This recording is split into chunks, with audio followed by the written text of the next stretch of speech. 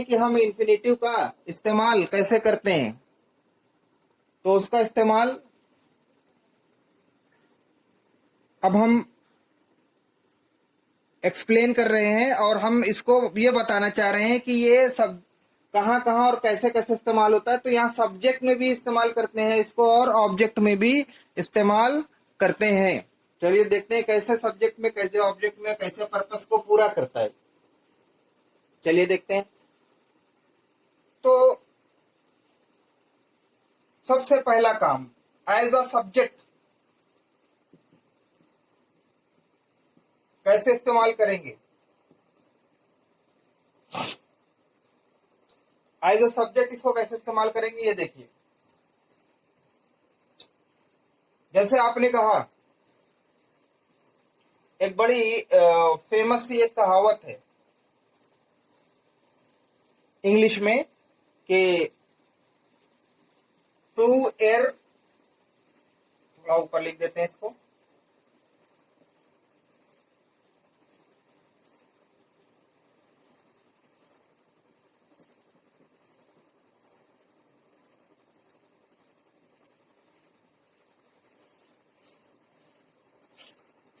एक कहावत है, जब to air is human,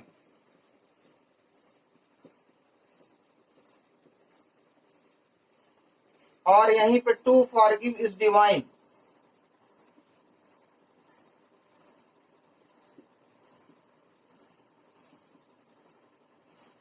air means होता है गलती करना, मिस्टेक करना,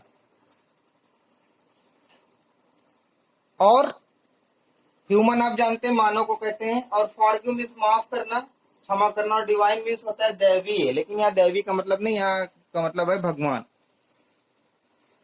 टू एयर इज ह्यूमन, गलती करना इंसान का काम है, टू फॉरगिव इज डिवाइन, और माफ करना भगवान का काम।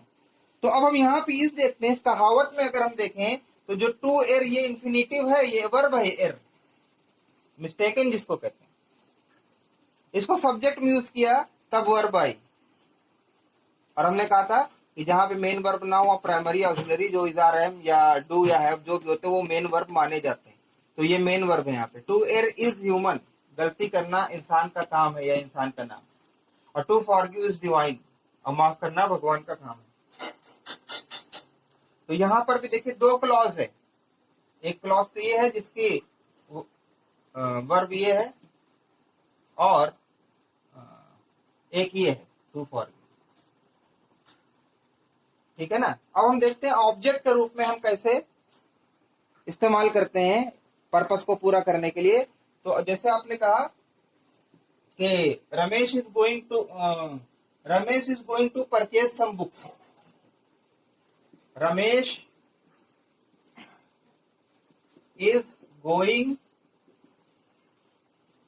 To purchase some books. अब यहां पर देखिए आप, रमेश सब्जेक्ट है, इज हेल्पिंग वर्ब है, प्राइमरी ऑक्सिलरी, और ये मेन वर्ब है, finite verb, going. Ramesh is going, तो मेन वर्ब तो ये तो मेन वर्ब हो गई, और इसको पता भी चल रहा है प्रेजेंट कॉन्टिन्यूअस की बात कर रहे हैं। लेकिन आगे एक और है, वर्ब के साथ टू लगा हुआ है, वर्ब परचेज भी वर्ब है और इसके साथ टू लगा हुआ है, टू परचेज। तो रमेश जा रहा है, ये टेंस पूरा हो गया। अब कह रहा है क्यों जा रहा है, टू परचेज सम बुक्स, कुछ बुक पुस्तक को खरीदने जा रहा है। तो हम अब इन्फिनेटिव टू लगा के वहां उस पर्पस को एक्सप्लेन कर रहे हैं कि वो क्यों जा रहा है बाजार। तो to purchase, to plus first form infinitive verb, non finite verb का पार्ट है ये।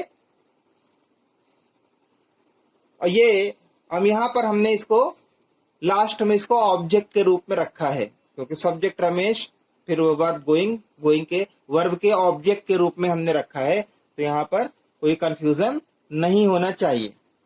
ये तो तीन बातें हो गई। अब इन्फिनेटिव में कुछ ऐसी वर्ब होती हैं जिनके साथ इन्फिनेटिव का इस्तेमाल करते हैं हम, लेकिन उसमें टू नहीं लगा होता, टू को अंडरस्टूड माना जाता है। तो वो वर्ब, उसके बारे में थोड़ा समझ लेते हैं।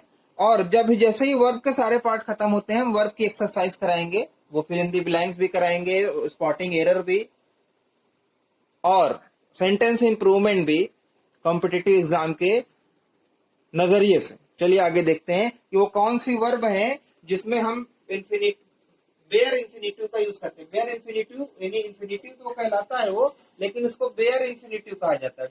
बेयर मीन्स विदाउट या नेकेड, यहाँ पे बेयर का मतलब विदाउट। बेयर इंफिनिटिव क्या है?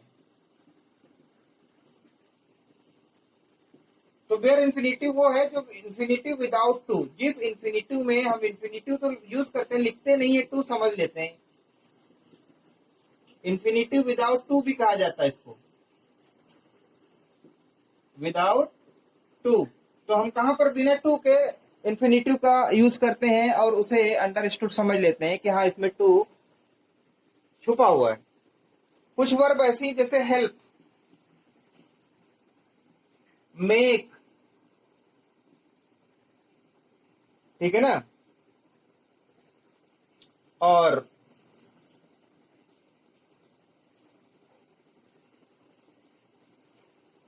भी वर्ब है जो आगे हम जब एक्सरसाइज कराएंगे तो उसको हम क्लियर करेंगे।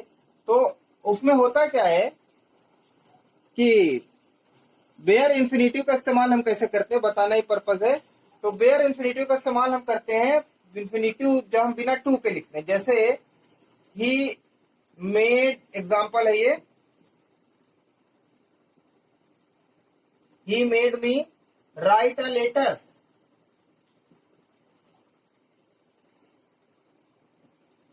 अब देखिए वर्ब है मेड, तो मेक का इस्तेमाल हम करते हैं। तो हमने कहा कि मेक हो चाहे मेड हो, उसकी सेकंड फॉर्म मेक की। तो कुछ वर्ब में हम इंफिनिटिव लिखते हैं लेकिन टू नहीं लिखते। यहाँ इसका मतलब है उसने मुझसे एक पत्र लिखवाया।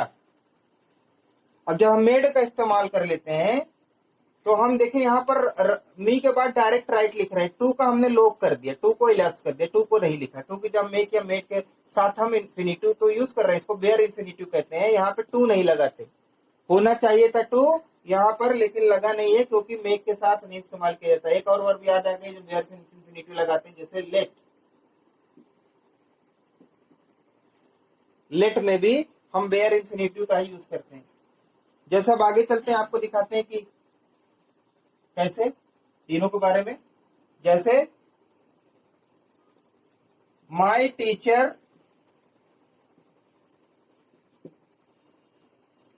हेल्प्स मी, अब यहाँ पे टू आना चाहिए लेकिन हेल्प के साथ हम बेयर इंफिनिटिव लगाते हैं, infinitive without to. Help me learn my lesson, अब यहाँ पे आना चाहिए था टू लर्न माई लेसन, लेकिन अब हेल्प के साथ नहीं लगाते, उसको बेयर इंफिनिटिव कहा जाता है। ये जो यहाँ पे लर्न है बेयर इंफिनिटिव, माई लेसन। अगर हम लेट की बात करें इसी तरह लेट, तो हम कहते हैं कि प्लीज लेट मी गो, जैसे रिक्वेस्ट कर रहा है किसी से, प्लीज लेट मी गो। यहाँ पे गो बेयर इंफिनिटिव है क्योंकि यहाँ पे मेन वर्ब लेट है, तो इसका तीनों फॉर्म लेट लेट लेट होता है। तो हम मुझसे रिक्वेस्ट कर रहे हैं कृपया मुझे जाने दो, तो जब मेन वर्ब फाइनाइट वर्ब आ चुकी है तो पर्पस को पूरा करने के लिए टू आना चाहिए था, लेकिन लेट के साथ टू नहीं आता, यानी बेयर इंफिनिटिव का यूज होता है। अब एक चीज और देख लीजिए कि ये तो बात हमने बता दी, लेकिन ये ऐसा एक्टिव वॉइस में ही होता है जहां सब्जेक्ट एक्टिव होता है। और यही हेल्प, यही लेट, यही मेक जब पैसिव वॉइस में आते हैं तो नियम उलट जाता है, एक्सेप्शन है, वहां टू लगा देते हैं। पैसिव वॉइस में कैसे करेंगे हम इस तरह के वर्ब्स जब आ जाती हैं जिसमें हम एक्टिव में बेयर इंफिनिटी यूज करते हैं, लेकिन वही जब पैसिव में वो वर्ब आती है तो हमें टू लगाना पड़ जाता है। जैसे ही वॉज लेट, देखिए पैसिव में आ रहा है, हमने वॉज पहले लगा दिया, यानी उसने काम नहीं किया है, उससे काम करवाया गया है। तो he was let to go, जो पैसिव कंस्ट्रक्शन है, पास्ट इंडेफिनिट का पैसिव वॉइस है, उसे जाने दिया गया, वो नहीं कि उसे जाने दिया गया। तो जब पैसिव हो गया तो पैसिव में लेट तो आ रहा है, लेकिन फिर हम टू लगा देंगे क्योंकि ये यहाँ पे एक्सेप्शन है। हमने भी बताया आपको कि इनके पैसिव वॉइस में एक्सेप्शन है, वहां टू लगा दिया जाता है। इसी तरह हेल्प में है, जैसे Ravi was helped to earn some money, earn some, earn mean कमाना, मनी मीन पैसा, जानते हैं आप। अब देखिए यहाँ पे हेल्प आई है वर्ब। जब हम एक्टिव वॉइस में हम इसके साथ बेयर इंफिनिटी लगा देते हैं, टू नहीं लगाते मतलब, लेकिन ये पैसिव वॉइस है, रवि की मदद की, रवि ने किसी की मदद, रवि की मदद की, पैसिव सेंटेंस है, तो अब हम यहाँ पे टू लगा देंगे। इसी तरह जो केस होता है वो मेक का भी होता है, जैसे he was made to sing, उससे गाना गवाया गया, देखिए पैसिव वॉइस आ गया। तो अब यहाँ मेक की फॉर्म में मेड आया तो है, और मेक के साथ हम बेयर इन्फिनिटिव का यूज करते हैं, टू नहीं लगाते, लेकिन यहाँ टू लगा हुआ है क्योंकि ये पैसिव के लिए, ये पैसिव वॉइस के लिए ये एक्सेप्शन होता है। और ऐसे ही सेंटेंस उठा के ये कंपटीशन में दे देते हैं और आपके जहन में ये, अरे यार इसके साथ तो टू नहीं लगता, और आपने उसको वहां पे गलत कर दिया। तो हम धीरे धीरे आपको उस लेवल तक ले आएंगे, हमारी कोशिश है पूरी कि उस लेवल तक आप पहुंच सकें। तो इसीलिए ये आज हमने जो डिस्कस किया ये वर्ब का पार्ट था। पहले हमने प्राइमरी ऑक्सिलरी का वीडियो दिया, फिर हमने मॉडल ऑक्सिलरी का वीडियो 2 पार्ट में दिया, क्योंकि कुछ प्रॉब्लम है टेक्निकल जिसकी वजह से एक में नहीं पूरा हो पाता, तो हम 2 में कर देते हैं। तो पहले पार्ट 1 देखिए, तब पार्ट 2 देखिए टाइटल पढ़ने के बाद। अब तीसरा हमने आज को डिस्कस किया नॉन फाइनाइट वर्ब। तो उम्मीद है कि इससे जो भी नीडी स्टूडेंट्स हैं उनको हेल्प होगी। और इसी के साथ आज हम अपनी बात को रैप अप करते हैं, और जैसे ही हम वर्ब के सारे पार्ट क्लियर कर लेंगे, हम एक्सरसाइज स्टार्ट करेंगे वर्ब की, जिसमें हमारा एकेडमिक और कॉम्पिटिटिव दोनों को साथ में लेने का पर्पज है कि जो स्कूली बच्चे हैं कॉलेज, उनकी भी मदद हो और कंपटीशन का भी, क्योंकि कंपटीशन में कुछ अलग से कुछ नहीं पूछा जाता है, तो उसके लिए घबराए नहीं और हमारे साथ चलते रहें। तो thanks for you, goodbye, meet you in next video, thank you.